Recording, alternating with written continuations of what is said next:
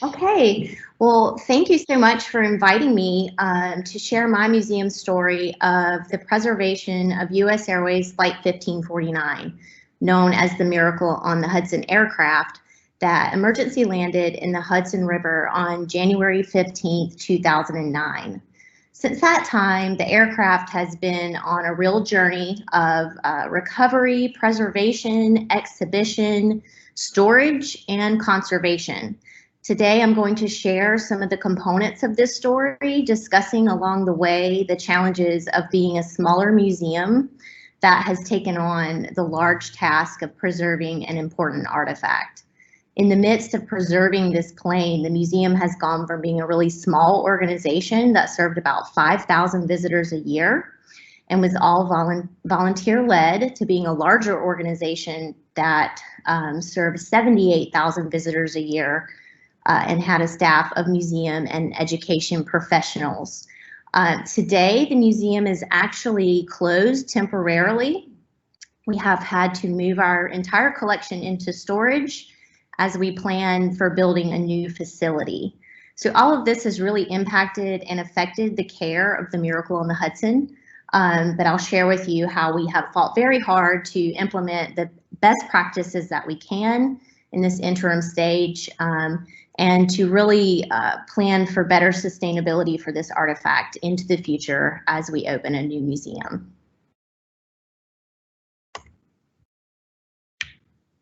So for those of you who may not be familiar with this event or need a little bit of a refresher, on January 15th, 2009, we had a flight leaving from LaGuardia Airport in New York, headed for Charlotte Douglas International Airport in Charlotte, North Carolina, which is where our museum is located. This was the end of a 4-day trip sequence for the flight and cabin crew, and it was a full flight with 150 passengers and 1 lap-held child. At about 3:25 p.m., the pilot stated that they were 700 feet and climbing to 5,000 feet. 2 minutes later, the captain states birds, and you can hear on the cockpit voice recorder thudding and thumping as they collided with a flock of Canadian geese at roughly 2,000 feet. They lost thrust in both of the engines. The pilot, Sully Sullenberger, at that time took over the controls from the first officer, Jeff Skiles, who was piloting during takeoff, and a series of quick decisions were made that resulted in a safe landing in the Hudson River. So you can see that the passengers exited in the forward and overwing exits. 1 flight attendant and 4 passengers were seriously injured, and the aircraft had substantial damage.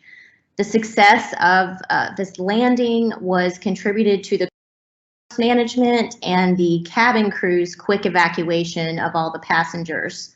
Also, the fact that this plane was an extended over water aircraft that was equipped with slide rafts, and of course the quick decision by Sully Sullenberger to not land back at an airport but to land on the Hudson River was later determined through many simulations that landing at the airport would have been nearly impossible and wouldn't have resulted in everyone surviving, most likely. Another contributing factor to the success of this event was the location in the Hudson River and the close access to ferry boats who were able to get to the passengers really quickly to get them out of that freezing water. So at this time, the story kind of ends for the pilots and the crew and the passengers, but it's just starting for the aircraft itself.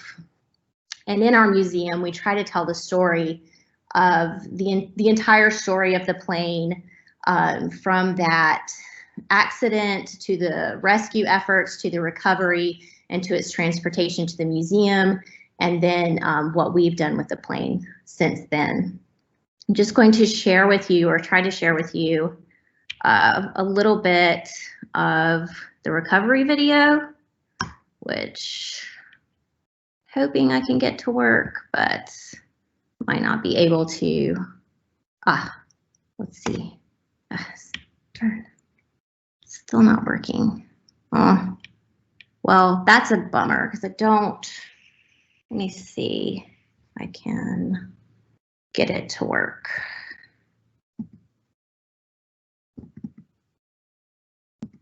Here we go. So I'll just show you a little bit of this video, but you can see that the plane was pulled, get the straps around it to actually lift it out of the river. I'm going to go a little forward and show you it coming out of the river. So this is one of the stages of that of the damage that we tell the story of, or told the story of in the museum. You'll see when they pull it out, the straps around the wings, close to the wing root, you can see part of the wing kind of pop up and get really damaged. And that is something that didn't happen during the accident or recovery, but happened when they pulled it from the river. So get ready to see that now. And then they will place it on the barge here. And then I'm going to, yes, so here are some close-up photos of it on the barge. You can see the back of the aircraft, a close-up of that wing that was popped by the strap when they pulled it up. The right engine, so the left engine wasn't actually recovered until January 23rd because it was sheared off of the aircraft during the event. And then here is the left engine after it was recovered. So what is going on about this same time with the Carolinas Aviation Museum? We had existed as a volunteer-run organization since 1992. We are located at the Charlotte Douglas International Airport, and we lease land from the Charlotte Douglas International Airport. So the airport is an incredibly important partner for the museum. This is an original hangar that was built on the airport in 1936 by the Works Progress Administration.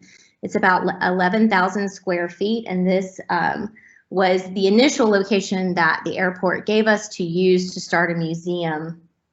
Just to the left of this hangar is the active runway. So we're very, very close, we're very close to the active runway at that time.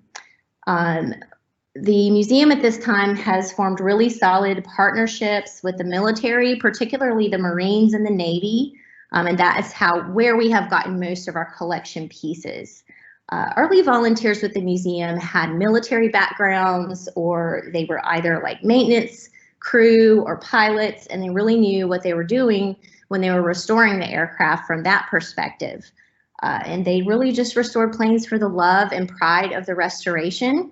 Of course, that can also, as some of you may be familiar with, cause a little bit of over collecting, and you end up in a situation where you have a lot of aircraft outside, and that crew has aged out to some extent. It's harder to find people like that to do work on the aircraft, but eventually we did get paid staff with museum backgrounds, which was also very helpful for taking care of the collection. So this obviously isn't a location where we would want to take on the Miracle on the Hudson project, but in 2010 we were moved by the airport to this 40,000 square foot hangar. We were able to get a lot more of our collection inside, and this location is just, it's connected on the runway to the other location that we were at. And the reason that we had to move away from this location was the airport was extending the runway, and they actually had to pick this hangar up and move it a little bit. So it's still there, but it's been shifted a little bit to the right. So it was good timing for us, however, because we had an indoor space that was larger. And it is at this time that our board starts reaching out to US Airways and asking initially just to see if we could get a piece of the aircraft to put on display. But as we realized that we were going to have this larger space, we started reaching out to get the entire airframe, to which US Airways, they respond that they are actually not going to be the ones who own the aircraft. It will be the insurance company. And when the investigation, of course, the aircraft underwent a very intense investigation with the National Transportation and Safety Board. When that investigation ends, the aircraft will be available for purchase. Luckily, the insurance company was very keen on keeping this piece in a museum, or wanting to put this piece in a museum. So that helped us a lot in our quest to get this acquisition. We ended up having the airframe donated to us, and we paid $10 for it. So then the process of figuring out what to do with this aircraft and how to get it from New Jersey to North Carolina, that really began. So at this time, we didn't have any museum professionals on staff. So it was really critical that we started contracting with an exhibit design team from Australia, Freeman Ryan Design. They do wonderful work, and it was critical. The relationship with them was really critical. They led the initial steps towards developing a preservation plan and a plan for moving the plane from New Jersey to North Carolina. There were a lot of early conservation considerations that were taken into effect before we moved the plane to North Carolina. FRD worked with a company called Restore Corps to do an initial conservation treatment of the airframe while it was in New Jersey, stored in a tent at J. Super & Sons warehouse. And J. Super & Son was the team that helped pull it out of the river, and they are later going to be the team that moves it to the museum as well. So they worked to seal lots of external openings, of course, did some work with dehumidifiers, HEPA vacuums, and then removing all of the loose items from the cockpit that were placed, that were not the passengers' items that had already been removed.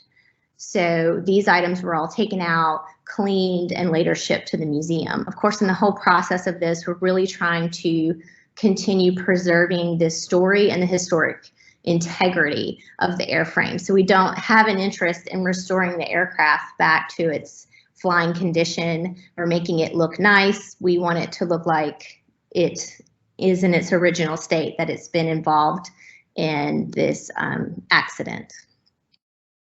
So here are some of the photos of those items that were pulled from the fuselage, from the airframe. And you can see drink cans and water bottles and cups and things.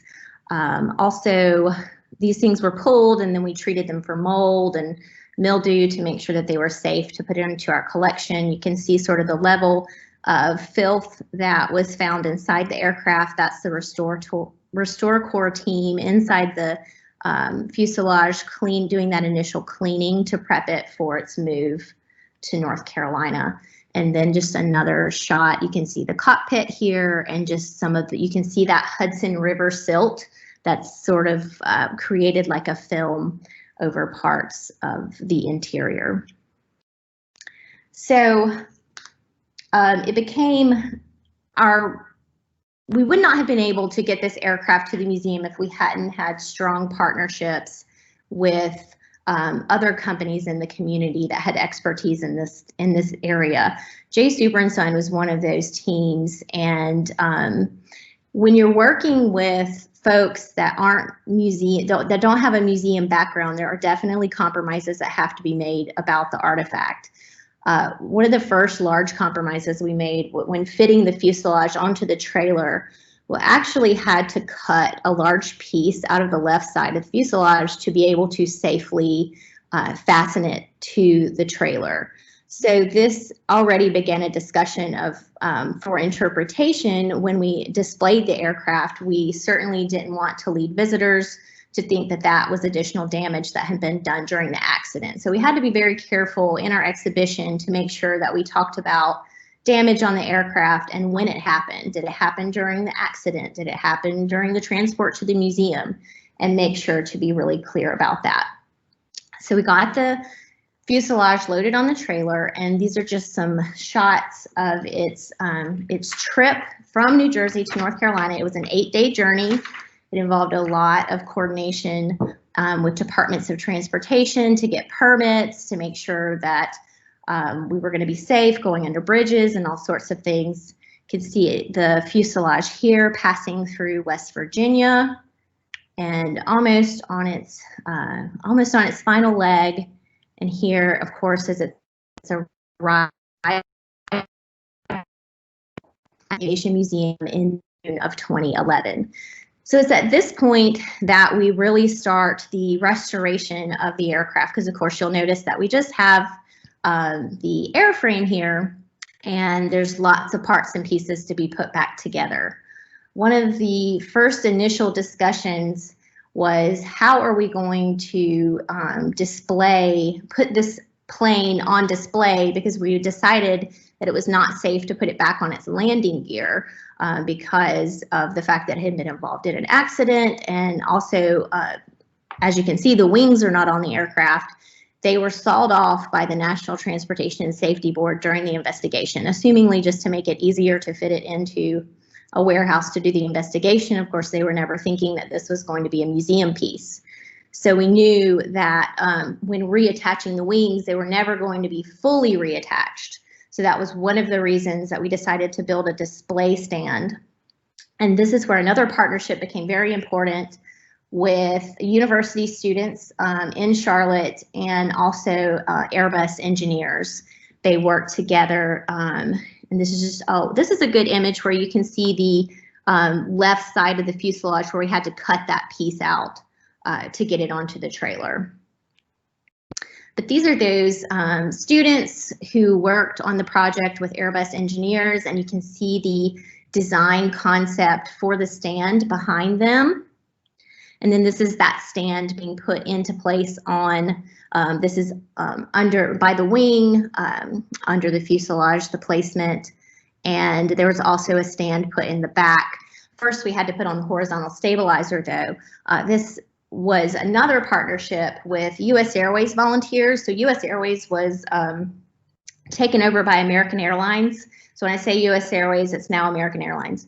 But at this time, it was US Airways volunteers, and they worked to help us get the horizontal stabilizer back on. And you can see them working here to get that into place. And then we put the stand in place after that. And that is an Airbus engineer kind of doing a check over to make sure everything looks good.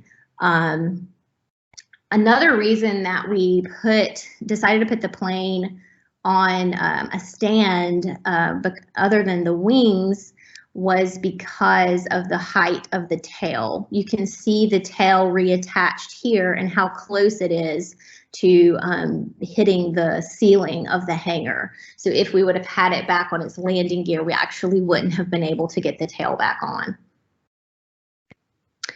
The wings for the aircraft arrived after the airframe in September. And then we started the process of removing that landing gear just to help with weight issues, and then to start reattaching the wings to the aircraft. Again, this involved lots of partnerships, US Airways, Airbus, Hunter Wrecker team helped us to with equipment to get the wings back on. And here are some shots of the placement, putting the wings back on. And then another shot of that. And then this is the final design. Of course, this is before we get the engines. You might notice that. So you can see in 2010, it's a bit more of a look like a warehouse of planes. And in 2012, it's a bit more of an exhibition feel. It was really important for us to redesign the entire hangar and to create an exhibition gallery. This is what I know pushed our attendance from 5,000 to 50,000 almost instantly when we reopened with the Miracle on the Hudson exhibit. People are interested in coming and hearing about stories, the stories of the people behind the planes, and we use the Miracle on the Hudson as a case study to prove that. and it's worked really well for us. We wanted to focus on telling stories of people and aviation systems and not just technical information about planes. And that is really, I believe, the reason that we have been able to achieve such a higher attendance over the years. The preservation of the aircraft continued, and the conservation after it was on display. One of the first issues that we dealt with was an Airbus engineer came to us, and he was really adamant that we go back into the plane and we rip out all of the carpet, basically strip the interior of the aircraft to protect it from future mold. It did not have mold at that time, and it does not have mold now, but to protect it from future growth. We wanted to get a museum conservator's opinion on that because we wanted to maintain as much of the historic integrity of the aircraft as possible. So we reached out to the Smithsonian, and the project really was of interest to them. And they actually sent their chief conservator, Malcolm Cullum, from the National Air and Space Museum. They sent him down to Charlotte to consult with us about what to do about the interior air quality. So Malcolm took a look at some of the air quality testing that US Airways had done for us, and we decided that the air quality was, it wasn't as good as we wanted it to be, so we did do another vacuuming of the aircraft to get up some of that Hudson River silt.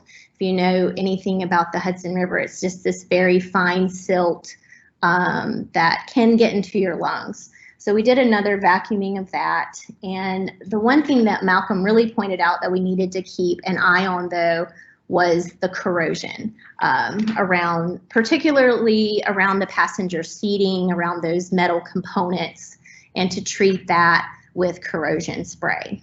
So that has really been our process for the Miracle on the Hudson, to make sure that we keep the humidity at a good level, that we do a vacuuming maybe once a year. You don't have to do it that often, and then treat the interior with a corrosion spray to try to arrest some of that corrosion from it being underwater in the Hudson River.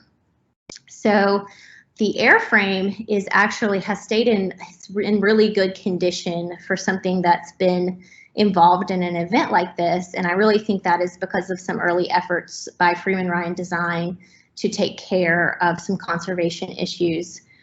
Unfortunately, the engines are a bit of a different story. So the engines are not, they're not a donation to the museum. They are actually still on loan to the museum. And we believe that the reason that the engines were handled differently is because they were such an important part of the National Transportation and Safety Board's investigation of what was really, what had really gone on during this event, because of course they were the reason, the failure of the engines was the reason for the accident. So they really underwent a more intense investigation. They were completely disassembled, and this is their arrival to the museum. They did not arrive until 2012, and by this time, they had never been rinsed off or treated for corrosion at any point, so we were already in a pretty bad situation with the engines by the time they arrived. Again, we partnered with American Airlines volunteers, and you can see them, Brett, one of our great volunteers here, who is opening some of the crates, and they're really starting to think about the process of this restoration.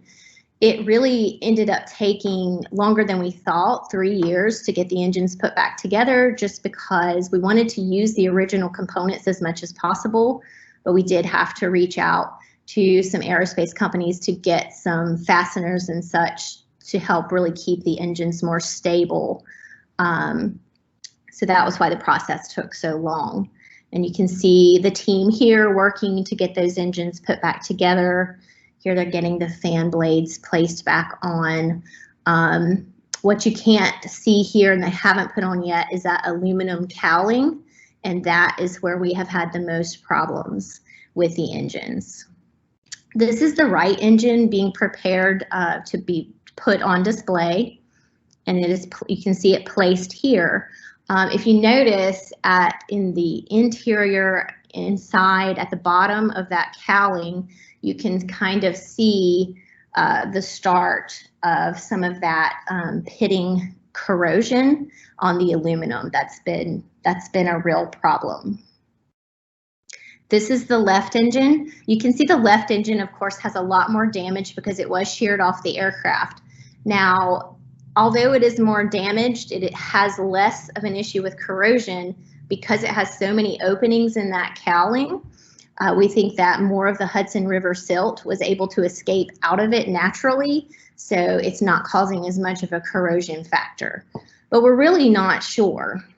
And here's sort of an up close. You can see that pitting on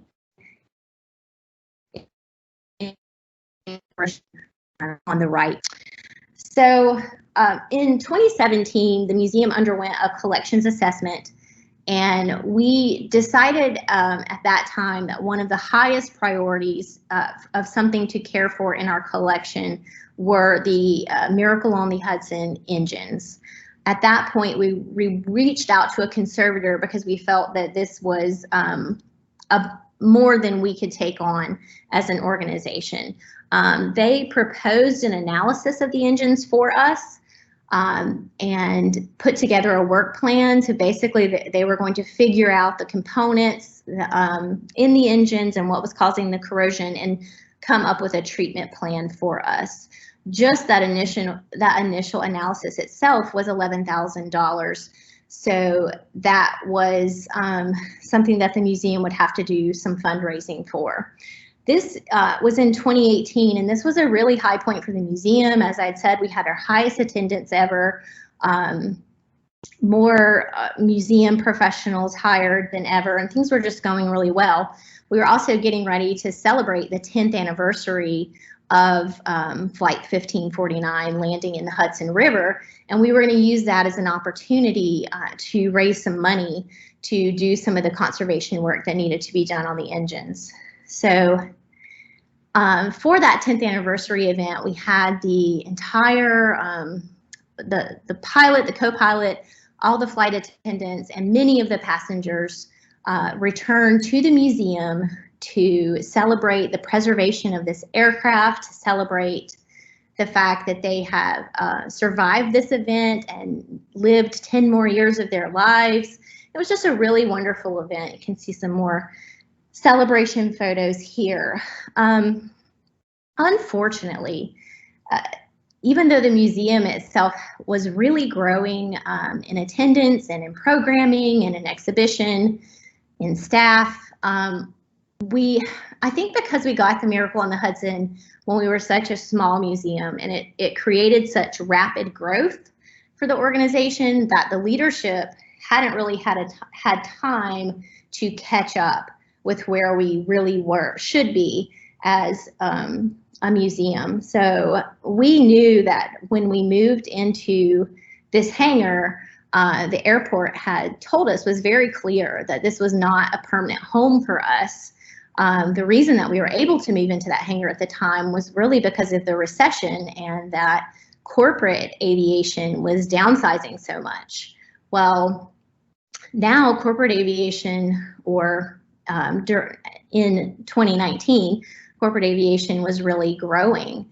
And unfortunately, so we thought that we had a couple more years than we actually had with working with airport officials.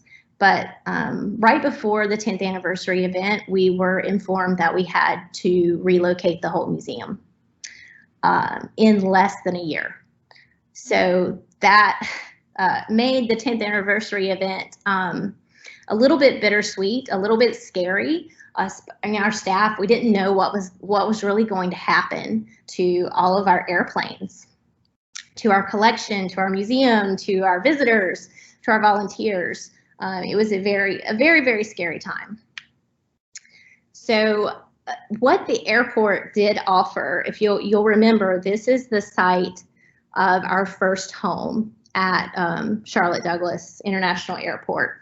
And this is that original hangar. And you can see from the first photo I showed of this, you can tell that it has been moved a little bit.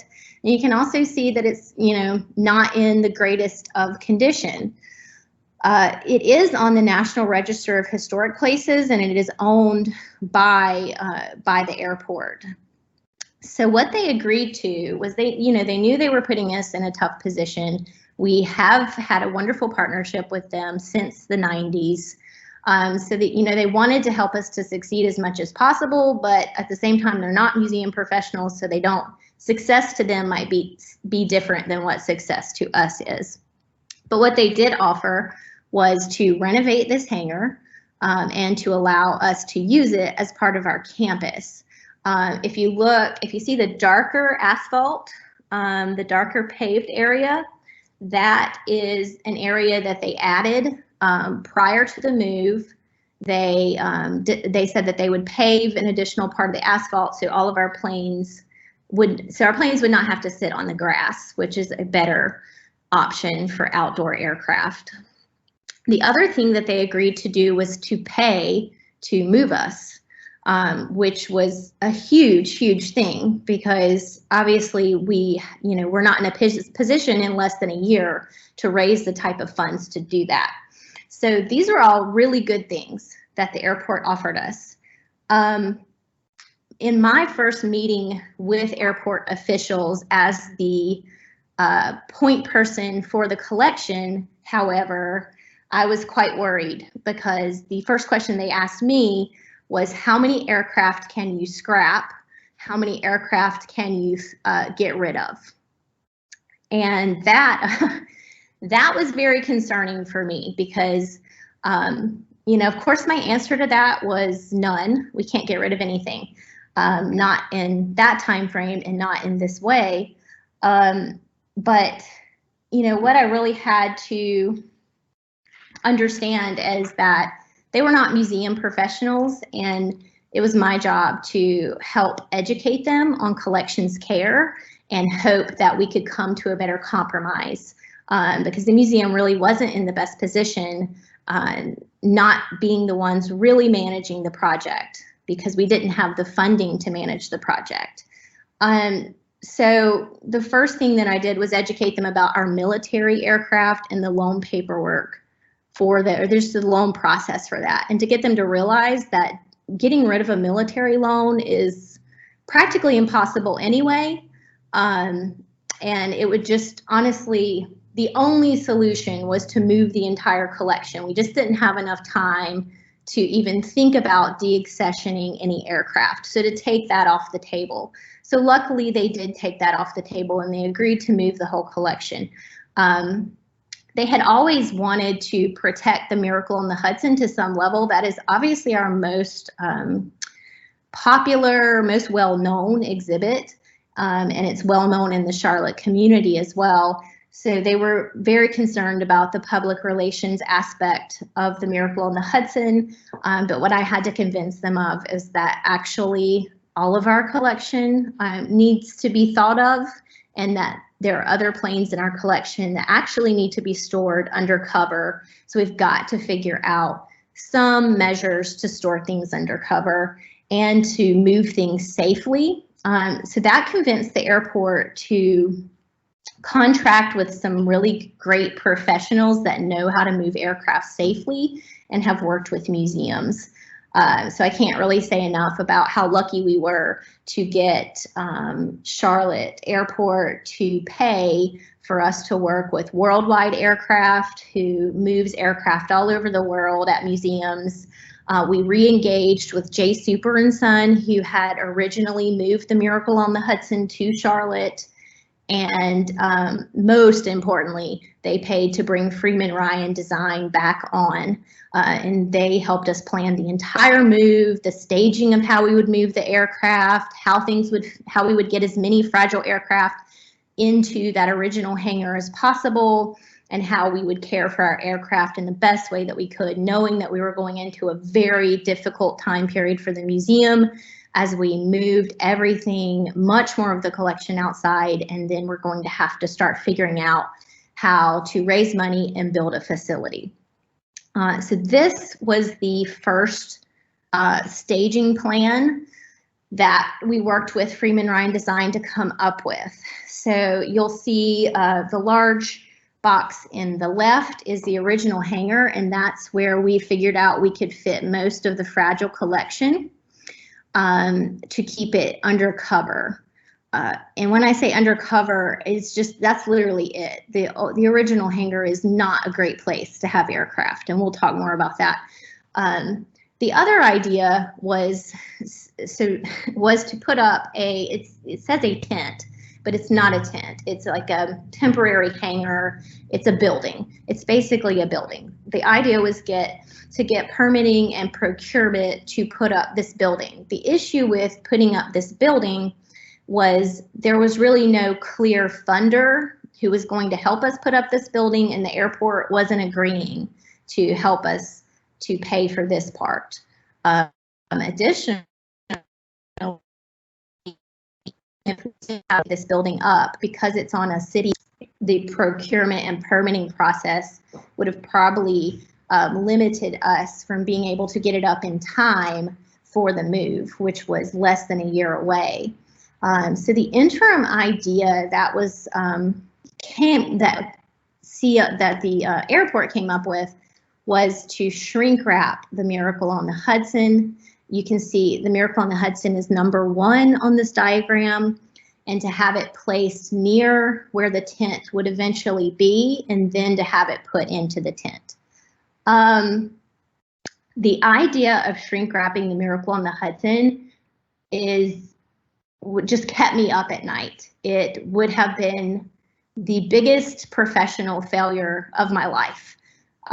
Just every museum conservator that we spoke to, anyone that had experience with shrink wrapping, was very concerned about this plan. We were willing to accept it if we knew it was going to be for a short time, but really behind the scenes, Freeman Ryan Design, the museum, we were all working really hard to see if we could get that, if there was any way we could get that building up before we had to move the Miracle on the Hudson, so it did not have to be shrunk wrap, because it's an aircraft that already has significant damage. It's already got corrosion issues, and we were just really concerned that shrink wrapping would, instead of protecting it, actually do more damage by holding in moisture and by actually breaking parts of the fuselage that were already so fragile during the shrink wrapping process. So I reached out to many professionals in the field. I spoke with a curator at the Marines Museum. I reached back out to Malcolm Cullum from the Smithsonian, and also worked with one of Freeman Ryan Design's contractors, Megan Licklider-Mendon. And I had them write papers on shrink wrapping and their experience with it, and whether or not they thought that it would be a good method to use in general and specifically for the Miracle on the Hudson. And of course, their answer was that it would not be a good thing to do. About this, time, we also just realized that putting this building up, it just wasn't going to happen. And it was not going to happen by the time that we moved. So I went to Stephen Ryan, and we started talking about how terrible this was going to be for the Miracle on the Hudson. And I don't know how exactly who brought it up, but we said, can we get the Miracle on the Hudson into the 11,000 foot original hangar? And luckily, Jay Super and Son was really helpful about coming down, because they were the ones that were moving the aircraft at this point. So this is all happening around the June timeframe, and we're moving in July. So the airport has already planned their whole staging sequence. They've involved their ops team. They've involved their security teams. We're going to have to close runways. We are having to store some of our aircraft on runways. So this is taking a lot of coordination to do this move. And so the airport, the last thing they want to hear is a change in plans. But that's what we presented to them, because we just did not feel that shrink wrapping the Miracle on the Hudson was a good idea. So in June, we presented to them, after working with FRD and Jay Super and Son, and determining that the Miracle on the Hudson would just barely fit in this hangar. We presented that plan to the airport, which they weren't thrilled about, and I can certainly see why, because it did change all of our staging. Worldwide Aircraft had to change their plans. Super and Son had to change their plans. Airport Ops had to change their plans. So it really changed everything, but to the credit of the airport, they did agree to let us go forth with this, because I think that they saw that it was a better decision for the Miracle on the Hudson. Now, unfortunately, it meant that we couldn't fit as many of our other aircraft into this hangar that were fragile, but really it displaced our DC-3, which is bad because that is one of our showpieces. But we were still able to get quite a few of the other fragile aircraft around the Miracle on the Hudson, and you can see that here. It is number 1 in this diagram, and you can see all the aircraft positioned around it. So we were able to get this plan approved, and in July, we started moving the Miracle on the Hudson again. Once again, it was many partnerships that made this happen. These are American Airline volunteers that are working to remove the nose cone. They also supported the removal of the tail and the horizontal stabilizer. They worked with J Super and Son for that removal. And after the horizontal stabilizer was removed, J Super and Son then started taking off the wings. And you can see a close-up shot here of the wing root and the final wing coming off.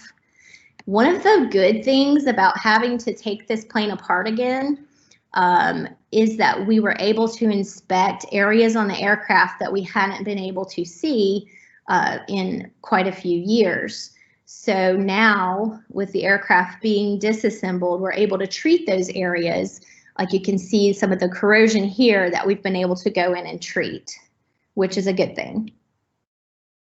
Here is the airframe being prepared to go onto the trailer before its move.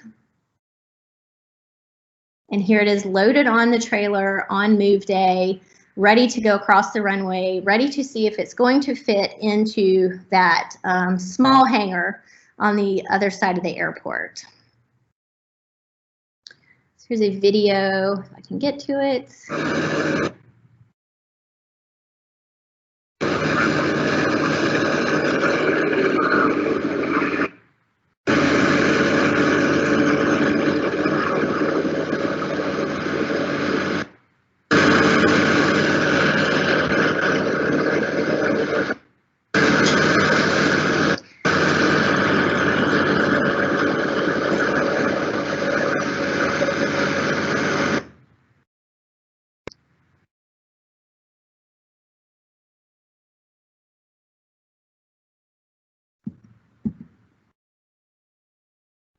And I don't know why that's stopping, but it was really fascinating to watch the plane go across the runway very slowly.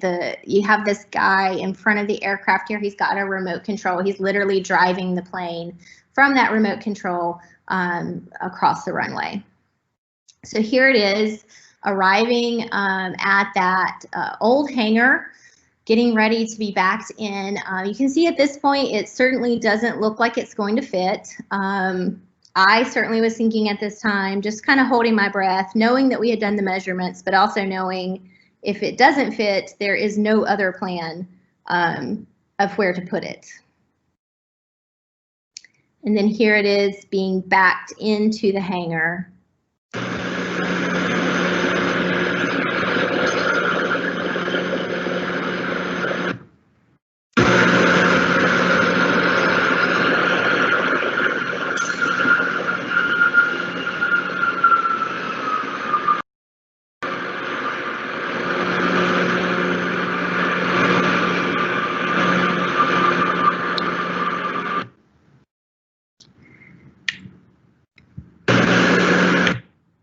So you can see that it did fit just barely, and we were able to fully place it inside the hangar.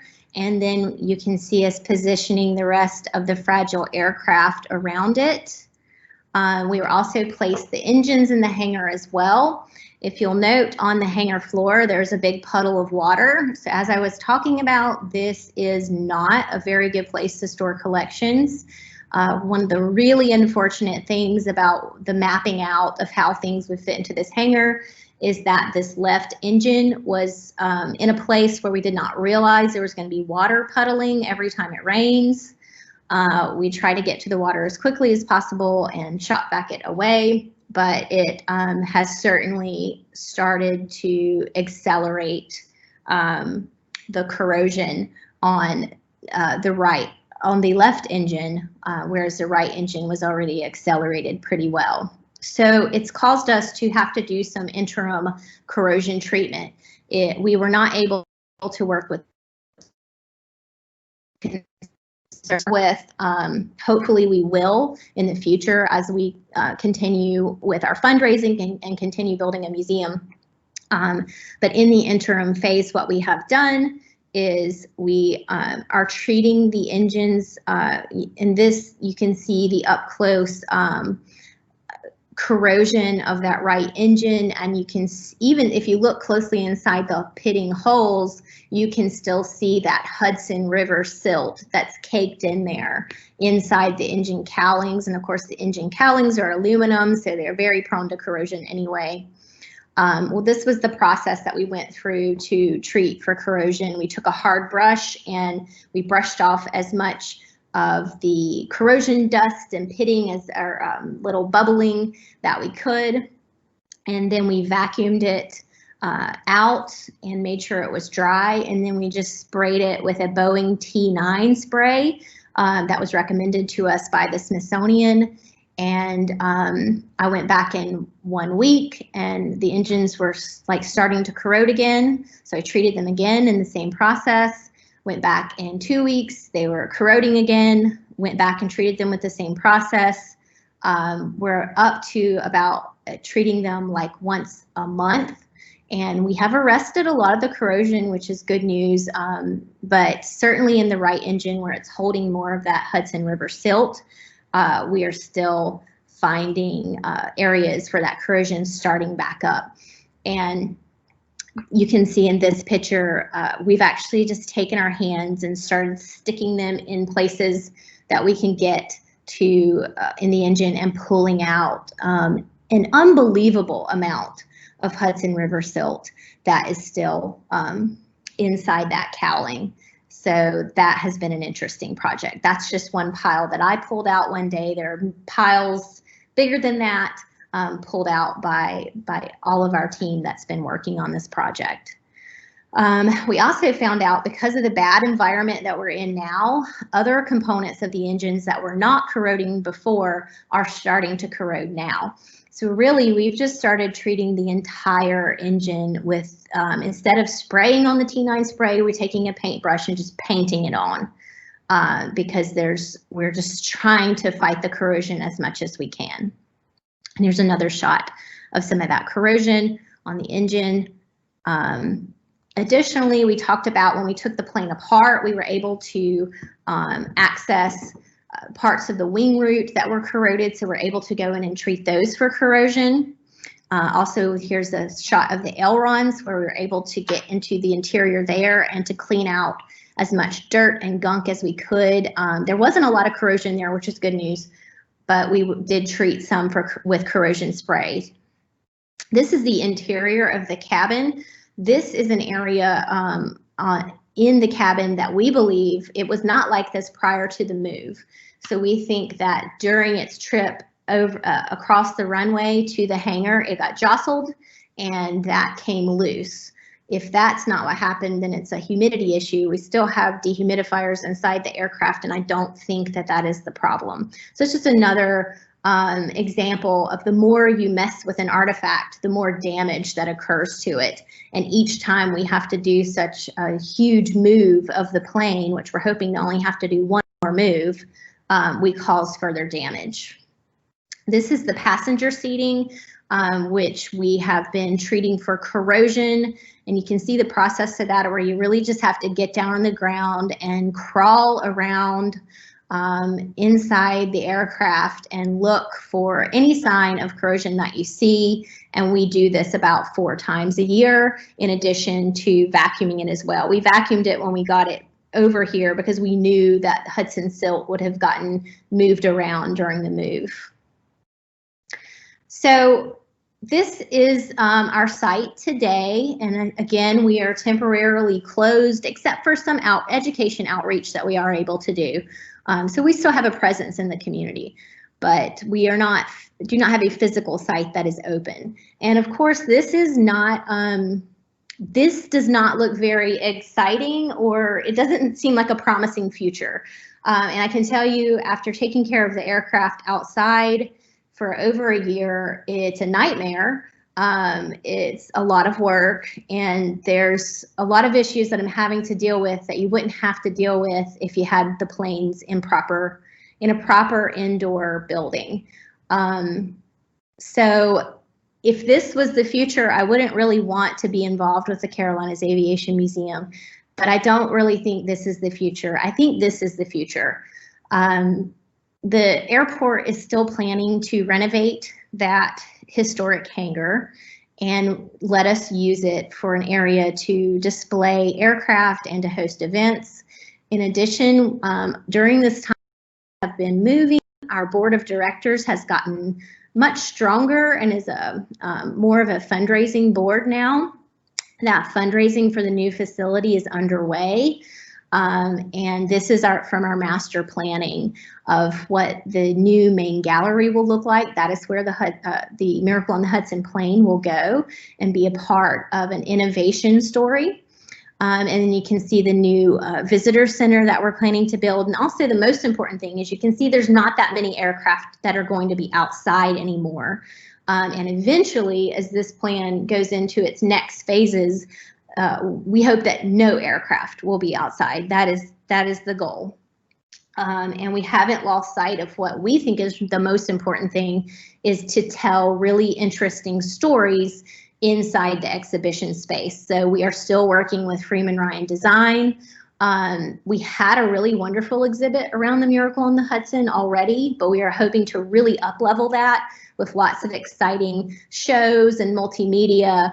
And we have we've started designing the content for the new facility and the stories that all the aircraft will eventually tell. So very exciting time. It's been a very long year, long couple of years, lots of stress. But I think that in a lot of ways we have found a lot of success with taking care of the collection as best as we could. Thank you guys for listening and your time. I'm happy to answer any questions that you have.